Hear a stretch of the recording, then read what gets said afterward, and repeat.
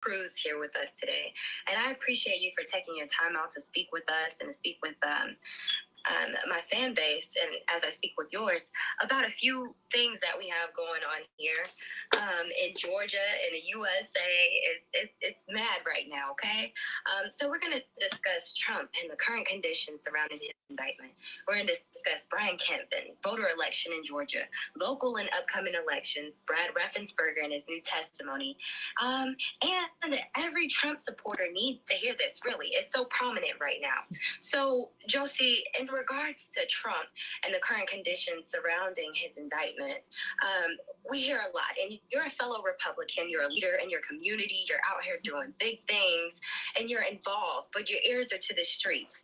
So, how is it that your party is taking the fact that Trump and the current conditions surrounding his indictment are coming down and being handed down from all multiple municipalities at this current time during what we have the pre-coming of elections? Well, I I live in the Cobb County in Georgia, and the Republican Party in Cobb County is doing a lot.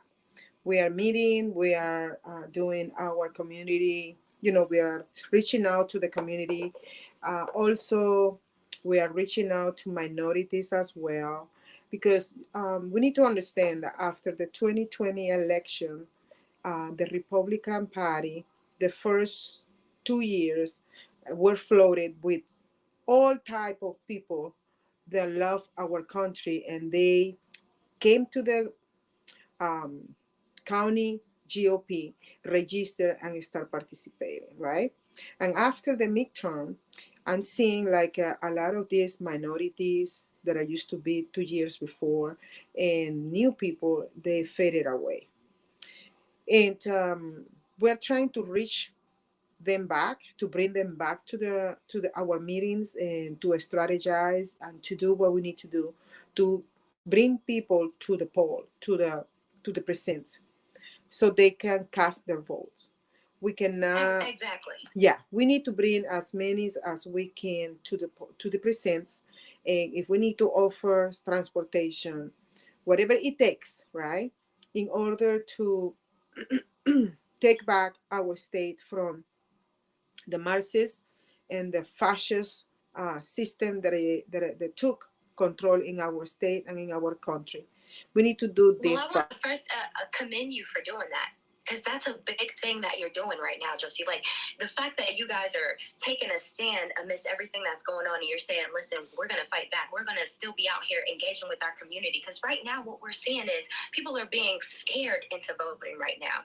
This is a big scarcity of voting right now, to the point where if you're Republican, it's unconceivable that you say in a public setting, hey, I am Republican, or I stand for these policies, because you're going to be, shot down in a lot of areas in in the state of Georgia. So the issue is here that a lot of people are being scared into the vote.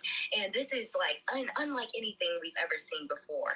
And what I mean by that is we have companies who are shutting down and saying that you can't say this or you can't say that, but that's a big interference with what our Constitution.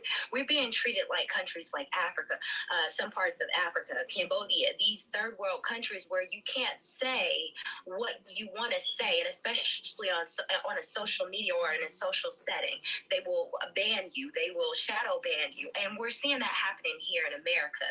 And now the problem is so not so much as with the tyranny or what people are trying to label Trump as a tyrant, but the problem is that our Constitution is being violated. And so when you violate the Constitution openly and people accept it, that means that there is an open acceptance of this.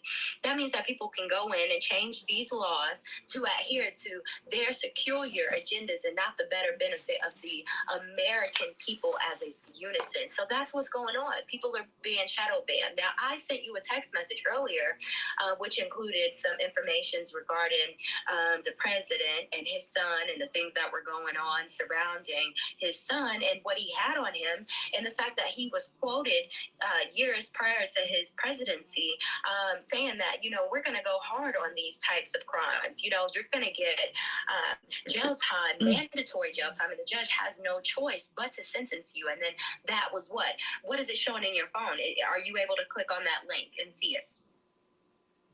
No. Exactly. When I got it, the first few minutes, I got the chance to glance a little bit and listen to a little bit, and then I got tied up, right? And then I went back, it was gone, completely gone. I mean, they are not playing. They are not playing. They are really, really on us. Yes. And but see, that's the thing. And so last night I made a post and it said how black men feel about Trump. And so it started off, it was taking off. I mean, 3,000, by 2 hours, I had over 3,000 something views. Mm-hmm. And then it just cut off, stopped completely. Yes. So that's why I want you, I know you have a powerful message. So they are sabotaging, they are doing sabotage in your platform. We need to take it to the next level. So what I'm saying is you need to take everything you're doing right away after you record it, like this one. You're gonna save it in your computer, save it independently, and then you're gonna post it on not only on Facebook, not only on YouTube, but you gotta post it on Instagram, you gotta post it on Twitter account, because Twitter is like international, but it's above this control here in Georgia. Okay? And Rumble. And don't forget about True and Rumble. Also. Exactly. Every single young person, every single older person, anybody who's involved in activism, I need you to listen to Ms. Johsie Cruz right now, because this is essential to getting your message out. Right now, we're being shadow banned. Now, there is a need for us to stay on these platforms, because how else are we going to reach these people? Have you ever heard of Christians who only associate with Christians, but they're trying to do the disciple work? You can't go and bring in people who are already a part of your organization. They're already a part of your organization. You have to extend. So I understand, being on alternate platforms and talking about the truth. And, like I said, it's a lot of people say it's a conspiracy. These things are conspiracies. It's not conspiracy. It's not. But let me tell you, to see that we have misjudgment and mischaracter and people who are unethical as far as policemen, and people who are unethical as far as in positions of teachers, superintendents, even businessmen such as managers at a Walmart and stuff, on television, being caught, doctors being caught doing heinous things, heinous crimes. And to think that when it comes to our presidency, that we'll never experience things of such is absurd. To have that much trust and that much faith in something as such and not be able people accountable is a mental incapacity that's going to keep us in a sense of oppression if we don't rise above that. And that's why Republicans are calling for less big government and more of the opportunity to live the American dream, which is the dream or the ability to experience life on the terms that we can, such as own businesses, such as experience wealth that we've created and things of such, and so I think that that's what's prominent here. But the issue is that in this case, and especially with Trump, we're seeing this being shadow banned. It's being banned. It's being undermined. They're saying, listen, if you want to have individuality in this country, we're going to tell you no. We're going to shut you down. And then even when it comes to the case in the trial, which brings us on to our next topic, with the trial that's going on with Brian Kemp and a few other people are... before we jump to the next subject, which is going to be Kemp, right? And the voting integrity, right? Before we get there, I want to finish the first part, which is not only that we are doing the best to bring people to the poll, to the precinct, so they can cast their vote, right? But we are trying to organize a massive mobilization after the date of the election. What I mean by that, we already know these people are gonna shit on us. They're gonna try to steal the election back again.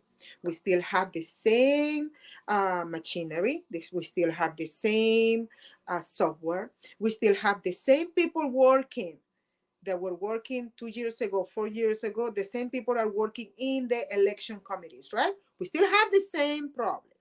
So the step number 2 or plan number B that we have, plan A is take people to vote. so they can cast their vote. As many as we can take, we have to make sure they go to vote. Plan B is mobilization, make a mobilization led by the GOP leadership. What I mean by that, I know that back in June, we elected grassroots leader in the GOP in Georgia. We need to start emailing those leaders. Josh McCoon, Brian Precap, David Cross, and so on. We need to start emailing them and asking them that we want a mobilization the night of the election when they start counting those votes. And then if we have to be awake until the next day, 6, 7 o'clock in the morning, we're going to be there outside just making sure and putting a pressure in this committee who are the one who gonna give us the result of the election. Remember those numbers, right? And hopefully no water break that day, nothing happened in okay, so that's a mobilization. According to your governor, there's no issues. Okay, him on video you know what, in 2018. They said that there were 16-year-old voter computers, system software that they had, and he had an issue with it. But then he goes on camera and he's being interviewed, and he goes and he says, "Oh, there's no issues, but we literally just have you on camera having an issue with the exactly." So he goes to say, in 2020, we're going to replace those systems. So I'm thinking, like, was this a setup? Because we're taking a call, and this is why I'm saying, because Brad Raffensperger, they had a federal hearing. Okay, and this is where they were trying to move this case up with their other four indicted people or co-conspirators. They were trying to move the case up to federal court because they're saying, listen, the problem is that you want to try this in Fulton County, but we're trying this in a district that predominantly votes Democratic. Okay, so it's already coming off unfair. The jurors that you have, the people who are going to sit on the jury and determine the life of these persons, is a bias and biasness. Okay, we have a prosecutor, Fannie Willis, and her, administration, and these persons are already biased. They're Democratic. They've expressed it. In fact, Fannie Willis has been told that she could not pursue Burt Jones because of the conflict of interest. That she was raising a fundraiser. But the fact that they let her go ahead and pursue this case, I understand you want to make history. I understand you want to be the first Black woman that pursues, a president. And I understand that, but you can get it some other way. You have Young Thug, you have all this that you're trying to make your name from. You have so much more that you could be pursuing instead of trying to say that this call and take it and spin it. The thing with the call and the thing with that is when you play different parts of anything, you can fit it and make it look like whatever you want it to. Such as, I've done videos. Yeah, people have, jumped in my comments and they said in my videos that, listen, this is not right. This is made to look a certain way. So why is it that you would believe that I have the ability to do that, right? And you would say, you would knock me off as though she ain't nobody, but you wouldn't believe that a person in power would have the ability to go in and alternate something to make it look like something that it is not. How? Okay, look, chicken make, why she wanna go down in history by destroying the republic, by destroying and breaking pieces, rip it off the Constitution of United States, by destroying freedom and liberty. I don't understand why somebody wanna go down to history into history right. that and way. See, but I'll tell you why, because people don't understand what a democracy is. People hear things about people and then they get involved, but they don't do their research. They don't know the party that they're representing. And what I mean by that is a democracy is not a traditional democracy. A democracy back in, ancient Greece and all these other kingdoms was basically cultures and persons being represented by the elite, and they being able to have a vote on these people who represent them. Now, in America, the reason why, we say that it's a republic is because we have representation closest to the people, meaning for every certain amount of 1,000 or 100,000 persons, we have a representative for them. That's why some states are able to send multiple representatives to Congress to represent these states because they have a multiplicity of individuals. So when it comes to the multiplicity of individuals that we have, you have to realize that we have Democrats who represent a certain demographic demographic. And then we have Republicans, and they say, oh, you guys are the rich people, you guys don't care. That's not true. The Republicans are the people who have worked for their selves. They've gained, whether it's from small businesses, they went on to make PACs, they went on to make corporations, whatever, have literally built America. And this is what America's been on. So have Democrats, like Trump said, there are some good Democrats who are working with Republicans so that way we can advance the voice of the people, because this is what it's about when you're a representative, is the people and not yourself. But the problem is that we have people with self-interest and self-agendas who are coming in to promote their own agendas, and they're not really representing the people. It's not even their own agenda. It's not even their own agenda, Sandy. It's the Marxist globalist agenda, which goes against our republic, goes against our freedom, goes against what represents America. Let me tell you something. A lady asked one of our founders, what did you guys give us? What did he say? I believe it was Jefferson. A republic if you can keep it. We are today on those days. This is one of those days that we are trying to keep our republic, because that concept of democracy that Barack Obama brought back in 2006, I remember, he started promoting the word of democracy. America is not a democracy.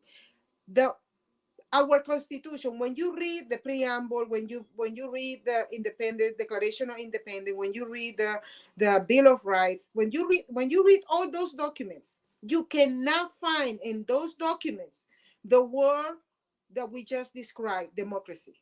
You cannot find it anywhere. So we are not a democracy. Actually, today we are experiencing what is a democracy, a bananera democracy. A banana democracy. Let me ask you something. Where are you from? I am from Venezuela. So, okay. And so you're here. And so the thing is when you came to America, what are some of the things that you expected to experience and versus the things that you're not experiencing? Like what is it that you hoped for out of Americans' culture versus the things that you're expecting to see? Because what I see here is that there are some things that even you see that could be better in America. But here you are, you're here. So it's obviously something here that you were expecting to experience versus what you are not getting. Okay, the first thing that I want to see again, I came here 30 years ago. I wanted to see again the exercise of the law. Everybody's equal in front of the law. Everybody is being treated equally by the law. First. Second, I want the First Amendment, the Second Amendment to not be touched, to not be questioned, to not be, it's too old. We need to change that because the Constitution is too old. Let me put it this way, Sandy. Venezuela has changed. They had changed their Constitution about the 26th time.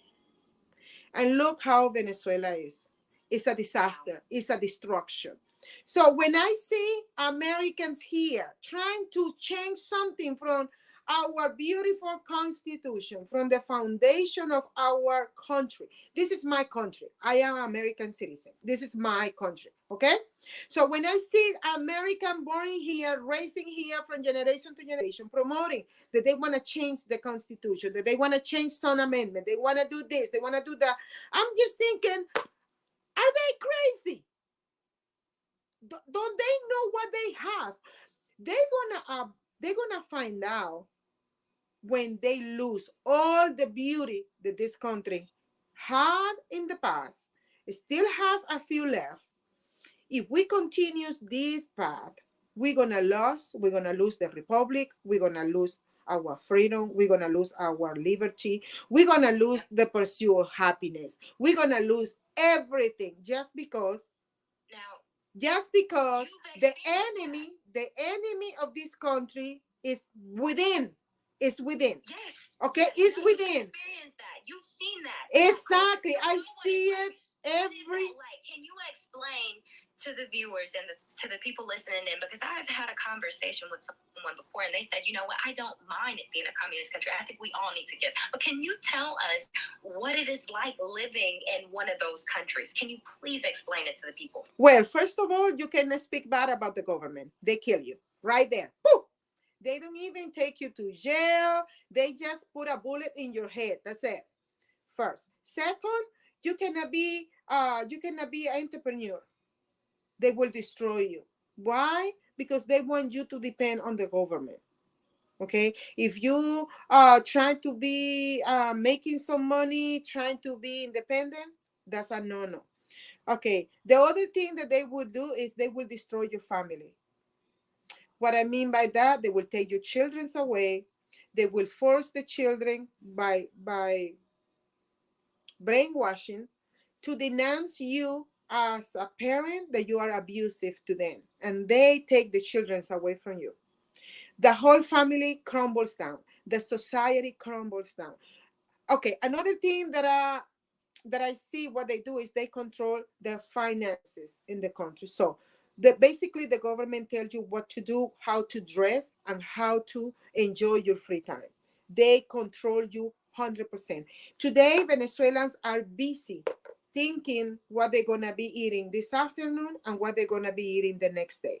In consequences, they don't have no time for political discussion. They don't have no time for gender disagreement. They don't have no time for abortion. They don't have no time for none of that because they are busy trying to get clean water. They're trying to get a shower at least twice a week or three times a week minimum.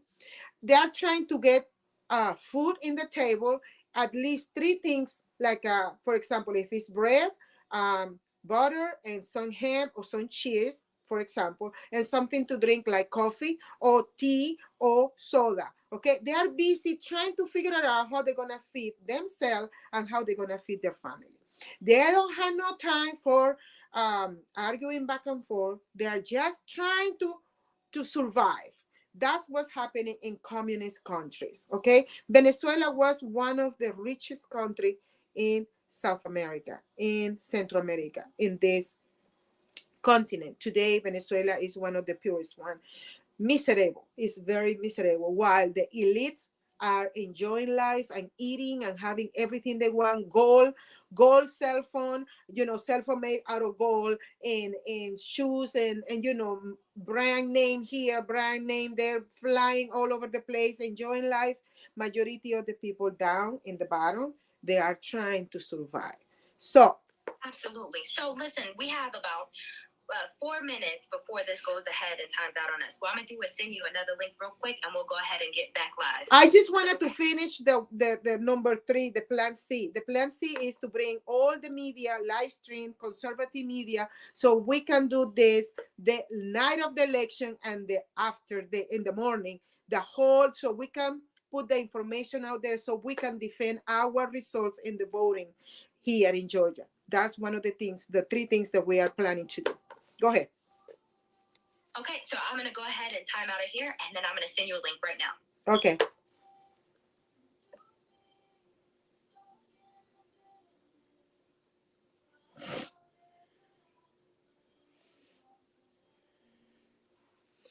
Okay, so Cassandra Douglas County Gov.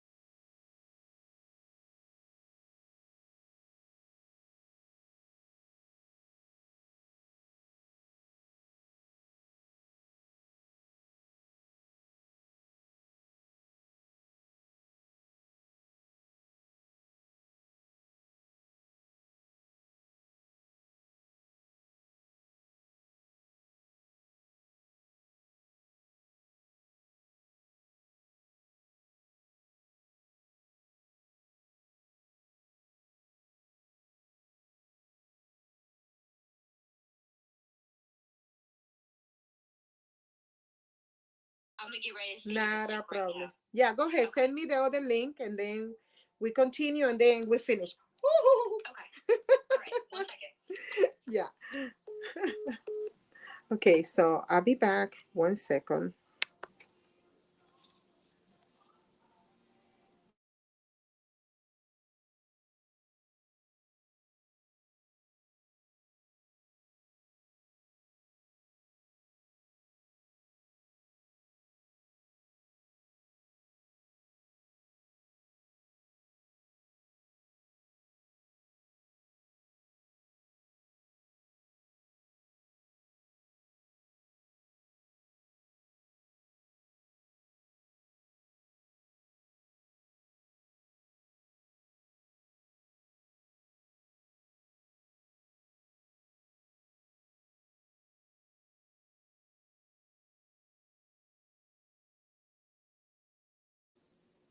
So I'm waiting for Sandy to send me the next link so we can continue our conversation. All right. And I'll be back. Just wait for me.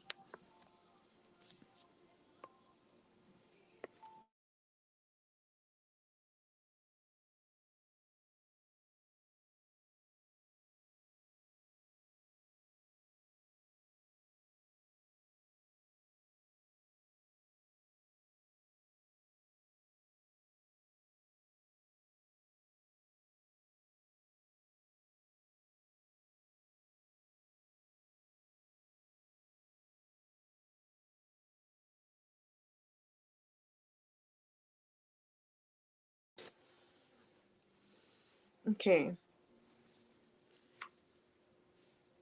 Sandy Bloom.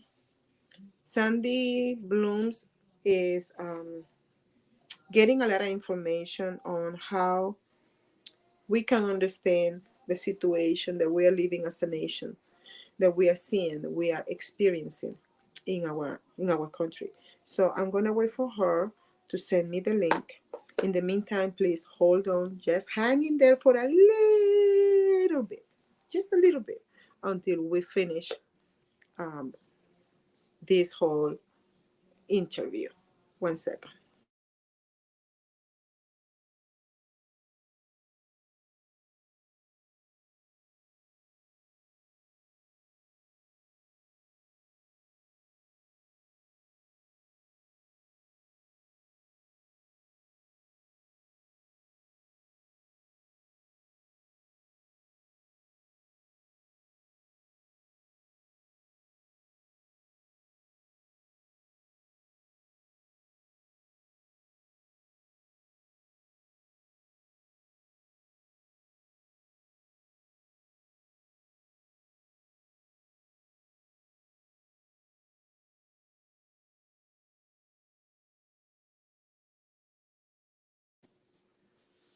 Okay. Let me see. How can I stop camera? Yeah.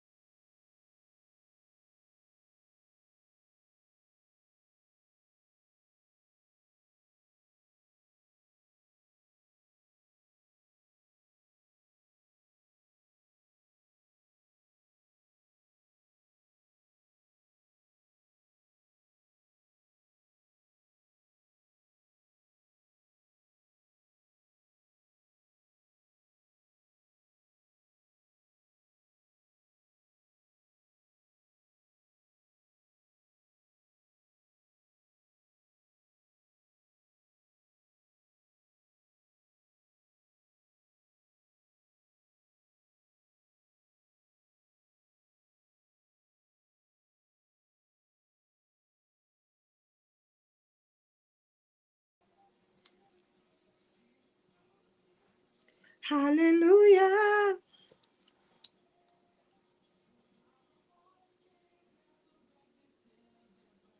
Yes, I am. Okay. How long it will take?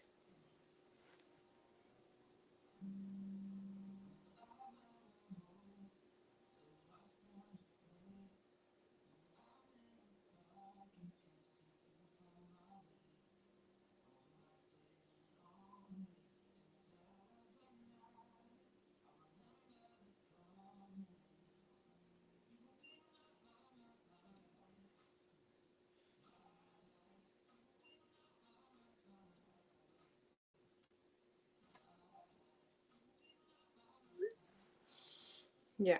Hopefully she can send that link as soon as possible.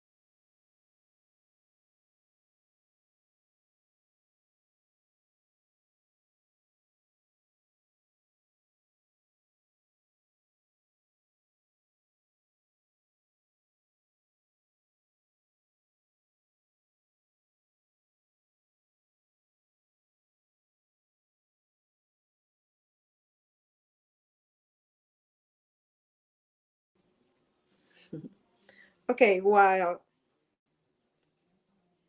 Sandy is on her way to return to the meeting, to the interview. In the meantime, I'm gonna put a little things that I really think um, What up, guys? Welcome to the Just Pearly Things YouTube channel, and welcome to Pearl Daily, where I go over this week's treachery, debauchery, and craziness. Before I start, don't forget to subscribe to the channel and ring that notification bell. That way you're going to be notified of my daily videos. Like the video on your way in, guys. A like is free. Come on, hit that like button. Also, I am selling Women Shouldn't Vote shirts. So if you think that women have gone too far, if you think that women aren't good at making decisions, all you got to do is buy a women shouldn't vote shirt and really just express your opinion. So, funny story, guys. Yesterday, I went to Carnival to do street interviews, right? And Carnival's like we're going to cover this later, but it's a big festival in London. There's just a bunch of like crazy people just going like insane. And we went there to do some street interviews. And I wore my Woman Shouldn't Vote shirt. And all the women were super receptive and excited. They were all like, yes, women shouldn't vote. Take it away. Just kidding. Just kidding. I had to bring security. Anyways, so today's first topic, we are going to go over, we're going to talk about Steve Harvey again. So as you guys know, allegedly, Steve Harvey was cheated on by his single mother wife, right? Shocker in the red pill. The single mom that he married is rumored to have cheated on him with his bodyguard, and I believe it was his chef. The audacity, it's like this man is employing these people. Literally giving these men jobs. And what do? Bang his wife. It's like, women are not loyal, but sometimes it's like, you guys, what are you doing? It's like, they'll throw away a whole career for some. It's like the power. That's why we got songs like the power of the, Anyways, so this has prompted people to send me Steve Harvey's kind of bullshit dating advice. So Steve Harvey operates from a blue pill mentality. Now, what is blue pill? It's this idealistic, the way we wish the world was, not the way the world actually is. Guys in the blue pill mindset really don't recognize female nature, and they oftentimes make decisions for women, let their women lead them, and are often controlled by the women in their life. So Steve Harvey has made money for decades, basically, in my opinion, pandering to women. And as women, we believe anything, so it's not completely obvious to us that he's pandering. So I never understood when men would come forward and say, that guy's a simp, he's pandering, and I'd be like, why? A lot of the stuff he said sounds nice, but it doesn't work in reality. Yeah. And the problem is Steve Harvey pedestalizes women. He puts the women above the men. And the truth of the matter is, especially women today who don't offer purity, they don't offer youth, we're fatter than ever, we're not offering a lot of kids. It's really disingenuous to put a single mother on a pedestal. And again, I think the idea is that when you put the women higher than yourself, it messes up the natural order of things. And the natural order of things is God, men, women, children. So let's pull up the clip. Dudes, Kim, that's what's wrong with this generation today. These young boys today, what do she bring to the table? The hell you mean, man? What do your ass bring to the table? You got a woman that can come to the table that can make another you. What else she need to slide up to the table with? What about your job? What happened to men who were supposed to be responsible? Do you know that it's our job to take care of a woman and some children, to have a family? That's our damn job. Because we are afraid of your reaction to the truth. Right. Lying can be a good thing because lying spares people's feelings. We have to lie. Well, I look fat. Well, baby, Dan, what you think? No, you don't look fat to us. We love you just the way you are. My first marriage was not her fault. It was my fault. I was married too young. I shouldn't have been nobody's husband. I learned so much from that. What you see is a direct result of a divorce and then finding that soulmate, locating that one person that's just was made just for me. Just for me.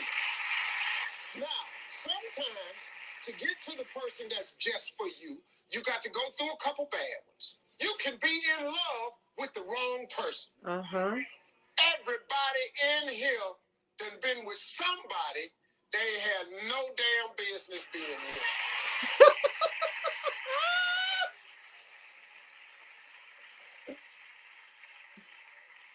And then somehow you end up with the right one.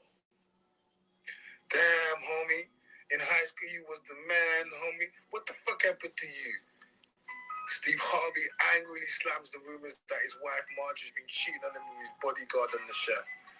This is his bodyguard, Big Head Boomer, aka Marjorie Harvey, who is the mother of Lori Harvey, who has 3 kids prior to Steve Harvey, and actually I think it was Steve Harvey's 3rd wife has been accused of sleeping with her bodyguard and chef. Now, look at Marjorie Harvey. Look at her. And everybody knows about Lori Harvey, and we know about her record in Demon Time, but this is the mother of Lori Harvey. But this is the guy that made Act Like a Lady, Think Like a Man. This is the man that... Look. This is the guy. Look how they look together. She literally is spitting image of her mother. She has... Okay, we're going back to Cassandra. Let me see. I'll be back.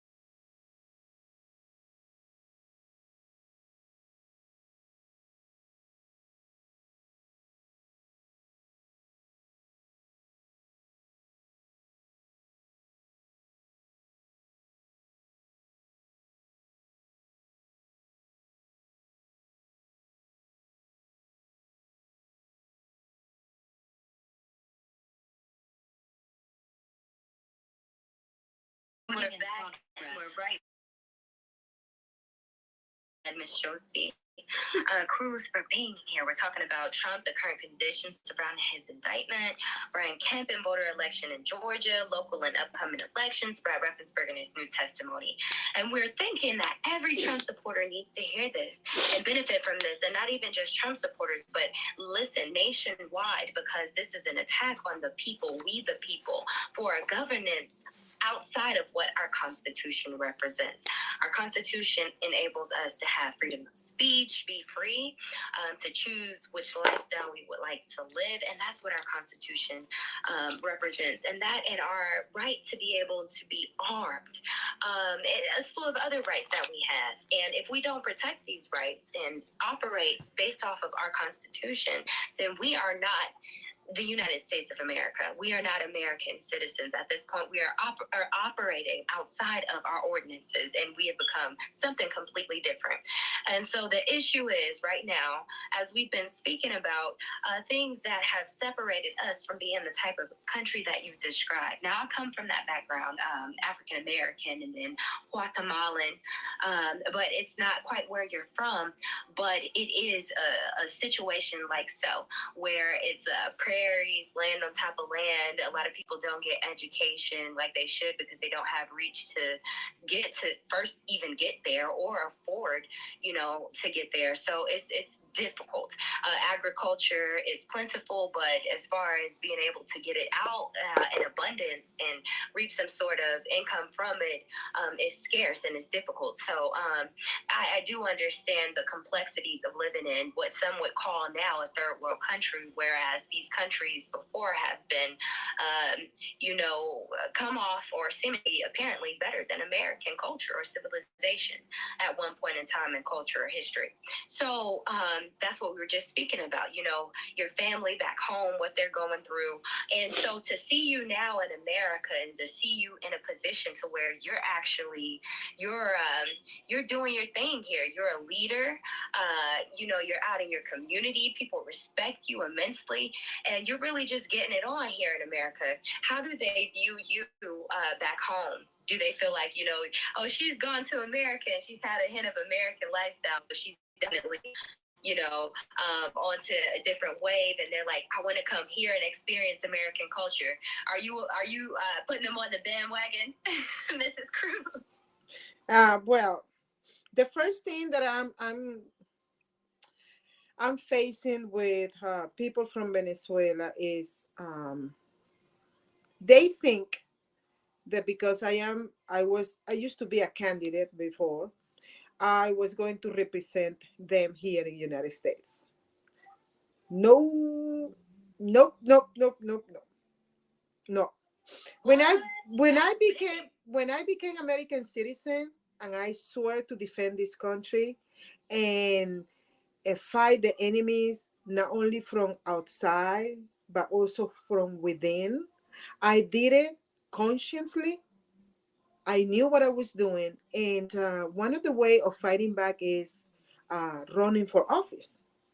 Why? Because we can bring the issues to the people and make people think what they have and what they could lose if they continue in this path, right?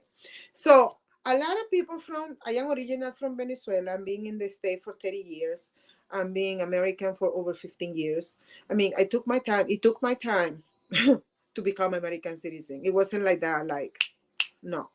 It took me time with the language, with the culture. I assimilated to America, and I learned so much history and so much about law and the way of American doing things that today I am fighting for this country, for my country here, which is United States of America.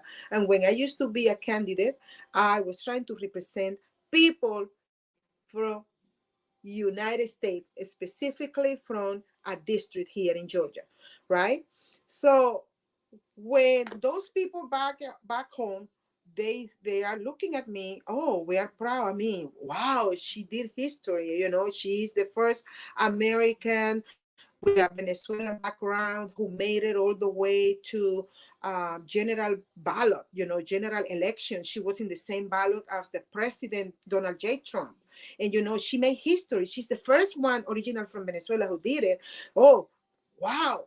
But then they come, oh, what are you going to do for us here? What do you mean what I'm going to do for you here? I'm going to represent Americans. I'm not going to represent no other country, no other people from other country. I'm going to represent, when I get elected, I will be representing 750,000 people in a district. That's my job, to represent them. Right. Not to represent somebody. For them, the minority. Not to represent somebody from another country living in another country. So those kind of concepts they don't understand. Okay. You feel Okay. me? You feel So me? what you're saying is basically like here in America, you're going to represent the people who are from your country that are here, and that's prominent because when your culture, what's quote unquote called the minority, civilization here in America needs representation and needs people to speak out for them and say, listen, we are used to this type of civilization and living and standard, and we want to better that, and so we need equal and just opportunities. We need people to, respect our native as such. Then I understand what you're saying, but the problem, and I'm gonna let you go ahead. But the problem comes in is like you said, when people back home are not supportive of that and seeing the fact that But it's not than just it's not only the people over there. I have confronted another problem here with Venezuelans who are living here for 20 years, 15 years, and they are American citizens. And they still don't understand that our first commitment as a citizen, American citizen, is to defend this country first, not the one that you left behind. You see the concept? You can, hey, our experience. The problem is that they miss home and they feel like That is represent a you can be whole. that voice.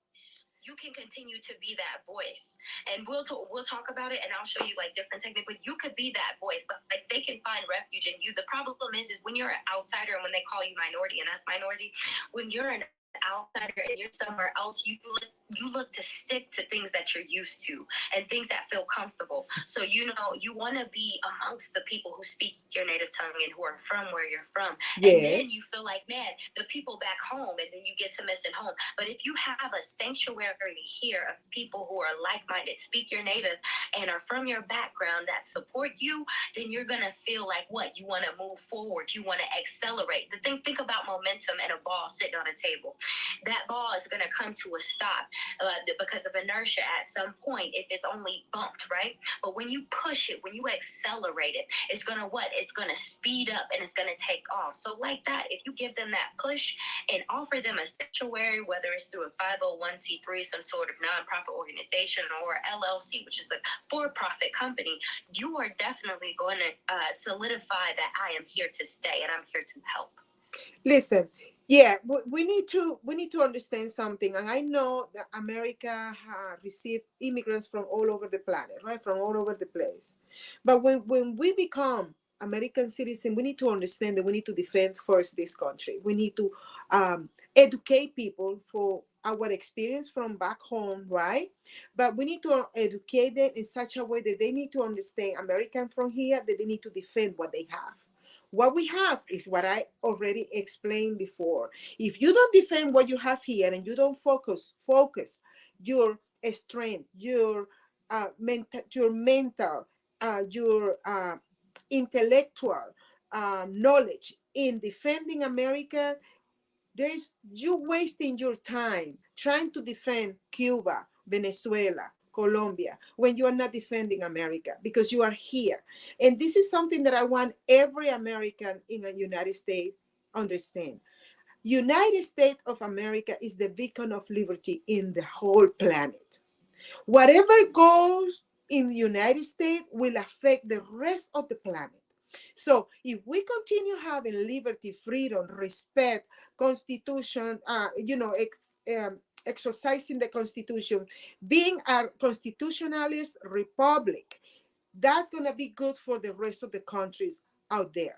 But if we go into the destruction of America, there is no hope for Venezuela, there is no hope for Cuba, there is no hope for Colombia, there is no hope for Honduras, there is no hope for nobody. So how can you be alive outside?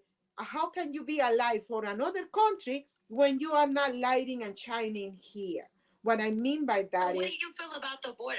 What do you feel about what's going on out Close there? the border! Close it! You need to close the border because it's going to destroy this country from within.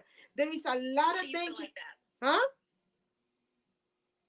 Why do you feel like it's going to because you're from outside, but you're here and you're saying close the border. So close the border because when I came to America 30 years ago, I did it in the right way. America had the right to know who's coming in, what is their background, who was that person back in that country, if that person is going to come here to contribute or that person is going to come here to suck from us. We as Americans need to understand and need to know who these people are coming. When you have an overwhelming of 40 million people crossing the border from South to America, that's what you call an invasion. And when we have that kind of invasion, when you don't know who the person is, you don't know how many pedophiles coming in, how many rapers are coming in, you don't know how many people educated in their mind thinking the government of United States have to give me house, have to give me a job, no job, house, have to give me food, have to give me a car, have to give me an apartment. When you have those kind of people crossing the border over here, instigating, and not only instigating, but pushing for the Democratic Party and voting for the Democratic Party and the Marxism. Because remember, Marxism is the one that teach people to depend on government. You don't produce nothing. The government have to give you everything. The Republican is different. You are independent. You are responsible for your own thing. We can help you out in the meantime, but we cannot make the help permanent. We can make it temporarily, but not permanent. The Democrats, they say, we can help you out with a lot of free programs, permanent. The Republicans say, what benefits did you get when you came over here? Nothing. So when people say Nothing. You didn't get anything. No. So you had to work for everything. I have to work for everything, and the house that I have because I work for it. Everything I have is because it was made for my hand, for me. The government didn't get me. I never applied for food stamp. I never applied for anything the government offer to people. And What? so you weren't automatically given food stamps when you came from over here. You have to apply, right? Just like any other citizen, correct? I'm sorry? I said, and so you weren't automatically just given all of these resources, like some people tend to believe. Like you had to actually apply for this if you wanted it. Like if I needed it, I would have the chance to get it. But I never needed it because I used to have a job. I used to produce money. I used to support myself. I used to provide for me. I never have to go to the government and ask for food stamp. I never have to. None of that. None of that. And today, I mean, I always have my insurance, my health insurance. I don't have to ask the government to give me a health insurance for free. You follow what I mean? So you do what you're supposed to do. You're contributing to this country. Yes. And I appreciate that and applaud that. So basically, when it comes to elections and the things that we're talking about, your credibility here is in question because you're from somewhere else. It's just like, look, you're a contributing citizen who is reaping and sowing everything that you put into this country. And so it's the American dream. You see this injustice that's happening here and being handed down and being tried because you see that, listen, all of us are American citizens and we have a chance to either shape this country and make it great and continue to accelerate in greatness, or we have an opportunity to devour, decline, disintegrate the worth of our country. We talk about, the dollar, and it's not just Trump talking about it, it's been in multiple sources talking about how we're going digital and things are changing here. Now we talk about our last subject here, which is Brad Raffensperger and his new testimony. And in that testimony, which was a federal testimony that he had with Mike Pence there also, he said the call was misrepresented by the Washington Post, and the transcript later showed that Trump was not simply demanding that votes be added to the count, but rather asking for another recount or continued investigation. Now, there's a lot going on right here. We have on video Brian Kemp. He said in 2020, we're going to administer these new softwares, these new machines, because, our previous machinery is like 16 years old. Obviously, it's so bad that I'm having an issue when I go in and I vote. But, and then we have this phone call, this special phone call that's being chopped up and put into perspective. And then we have someone release the whole call after individual accounts on here, and we have people who want to try this at a local level in a predominant running as a Democrat who's already had some sort of conflict, and being able to pursue a person that she wanted to pursue because of her own interests. So we see a lot of injustice, and we say that if we allow it to go on, things will become much like a citizenship where you're from and where, you know, some people from my background are from. And it's going to be difficult for you guys to thrive, us to thrive here, because we're under a communist sort of Marxism type of umbrella where other people are controlling our thoughts and our feelings. But that's not what we want to do. We, the people, live by the Constitution. So I think it's also important to bring up here that with the Constitution, you know, that's the thing that's keeping us from slavery. You know, a lot of people don't look at it, especially, you know, minority cultures, and more so in specific, the African American or the Black culture doesn't look at it like, listen, this Constitution is the only thing that is keeping us from slavery. Yes. So if you want to start altering this Constitution, you might want to be careful, because you can easily see yourself back in a situation or in a place you don't want to be. Not even just African Americans. We have the Japanese culture who have been here in concentration camps years before. And in other cultures, we see it oppressed under the American culture. So, you know, like I said, if we want to rise above that and be a part of considered a part of the American civilization and respected as such, we have to uphold the virtues of that Constitution. That's why I respect you, Mrs. Cruz, because you say things like, you know, we're here, but we have to uphold the Constitution while we're here.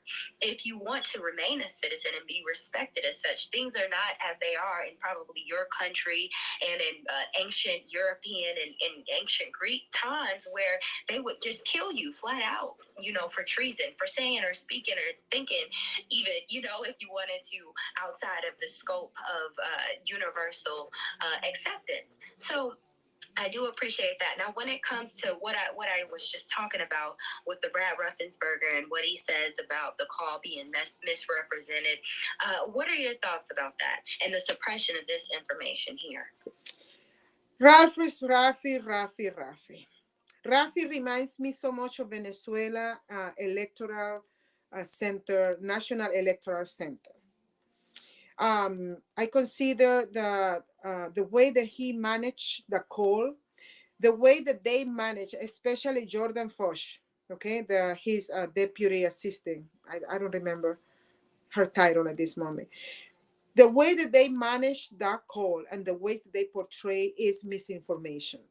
And when President Trump come winning all these 97 counts that they're giving him, when he come out, he got the right to go back and do a civil suit. You know, they need to sue each one of them for the damage that they did, not only to him as a citizen, as a person, but the damage that they are doing to the whole union, the damage they are doing to the Bill of Rights of each individual has. For example, amendment number one, the opportunity that Trump has for grievance, for complaining. You know, he complained about the result of the election.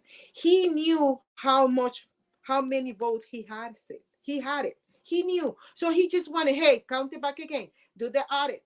But, you know, they choose to do when you have garbage and you count the garbage a few times, you're going to have the same result with the garbage, exactly. Right? You know? Exactly. And so where I've met you at, I've met you at an event before where I was speaking, but then I've also met you again at a leadership institute where we were learning. They said they call us names like senator, president, you know, congressman, things like that, leadership institute. And so we were learning how to be leaders as such, politicians. And so the thing is that we learned a few things. And a few things are, when you are tallying up or learning how to get the figures for what you should have won by, you take the number of candidates, you divide or you multiply, you know, the number of persons who live in that district or in that area. So when Trump was on the phone, he was discussing this information. He was saying that according to the data and according to the numbers, we have to follow the math. It always says follow the numbers, right? Or follow the money, but in here we're follow the numbers. The numbers. The numbers. So we're following the numbers, and he's saying that basically based on these numbers, this is what I should have had. Hey, and he So knows. something's not- He knows about numbers. He knows about numbers. Exactly. Here we have, Brian Kemp, who ascended, but he was a small businessman, and here we have someone who's over corporations and who's doing his thing, but he's in the mainstream media, and so he's saying that according to statistics, according to the data, the numbers, I'm supposed to have this number. So I don't know what's going on, but I know for a fact that I was getting these approval rates when it was during the primaries, when it was during the generals, and now all of a sudden these numbers seemingly are fudged. And according to these numbers, I should have had. And so I think that a lot of people, like I said, this politics is one of those games. And like, I'm not biased. And a lot of people say, and my party say, oh, you seem independent when you say certain things. No, I'm not independent, but I'm not afraid to call out the good or the bad, whether it doesn't matter whose party it is. If it's my party, and they're doing wrong, we're going to call it, because we need to deaden that. I'm a part of this organization and I want to represent it to a T. And so, but when we have the other side, I'm definitely going to call it on that, because we're not representing the same policies. But when it comes down to it, and it's today's time, do you see yourself jumping out and being a part of this political affluence? Like you said in the past, you've ran. Do you feel like that's it for you? Do you feel like you want to go forward and see how you can better benefit your minority group? Look, we have many ways of participating in this political arena, right? Either as a candidate or either as a campaign manager, either as a grassroots leader. There is so many things that we can do, okay, to confront and to invest and to continue promoting the freedom in our country. So in the past, on the 2020, I was the candidate. And this coming election for the 2024, I am looking into some information to see which one will be fitting the best for me and to work on it, either in a campaign for somebody or in a campaign for myself. I'm just waiting for a few weeks to finally narrow it down and find out exactly what I'm going to do, and then I will let you know. But we need to do. And see, that's what I do. I help cultivate that sense of what you have and get you into running. And that's exactly why I'm chairman over the board in my county of the culture campaign. And it's not just in my county. I'm an individual, an activist. So if you're in a different county and you feel like, listen, I want to learn how to get involved, I want to learn who to reach, or if you feel like you want a different audience and you want to reach my audience, I'll allow that, because it's essential that we hold up to our virtues, and you're representing people who believe in the policies and in the virtues that you do. And so, like I said, I'm not in opposition to there being liberals and all these other parties, because I believe that they represent a percentage of the people in the community. They do. And so may the best man win. If there are the majority who think like us and they want to push the community forward and civilization forward within our policies, then that's what I'm going to fight for. I'm going to give it my all. I'm going to fight for that. But if it so happens that another person, is the better person who has voted for that position, I'm going to strengthen my strategy. I'm going to work damn hard to make sure that these people know that I am dedicated to making sure that your families, your children, your children's children for years to come benefit off of me being in this position, because that's what it's about. And that's why great community leaders are brought from being community leaders at all, people who have been involved in the community. You don't want to just take someone who's been sitting on a couch just speculating. And that's why we appreciate you, Mrs. Cruz, because you get out here, you're everywhere. You traveled almost 2 hours outside, where you live, to be here with us for this leadership training. and you're still going strong. So we appreciate you. We applaud you. We definitely want to have you back on the show. And so we will schedule that because we want to hear more of what you have to say. And when you go and you run and you win, I want to come back and have you on the show again and ask you how that feels and what it's like in your position. Yeah, I want to close with this expression, right? And I really need everybody to think about this. Anybody who's listening to this interview, I do know that I have an accent. Of course, everybody have an accent in United States of America. If you come from New York, you have the New Yorker accent. If you come from Georgia, you have the Georgian accent. And I am a Hispanic. I have the Hispanic accent. But the message that I want to get across to you guys is we need to start thinking and letting our representatives and the governor and all of these people who are behind the elections is that let us vote, let us elect, and let us select. Please don't do it for us. We want to vote, we want to elect, and we want to select who win, not you guys, we the people. Thank you, Sandy. Recording stopped. Okay, I ended the recording. Thank you so much for being here. I do appreciate it. And I believe that the young people, the older people, middle age, they'll definitely look in on this video and they'll feel like, look, man, I want to get involved too. Because that's what we need. We don't need the people who have continually been appointed these seats or just gotten these seats by default because no one else is running for these positions. We need new faces to get out here and say, listen, I offer this. I can do this. And so that's why we appreciate you. Thank you so much.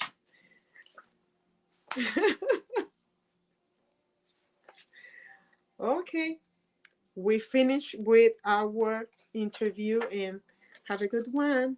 Bye.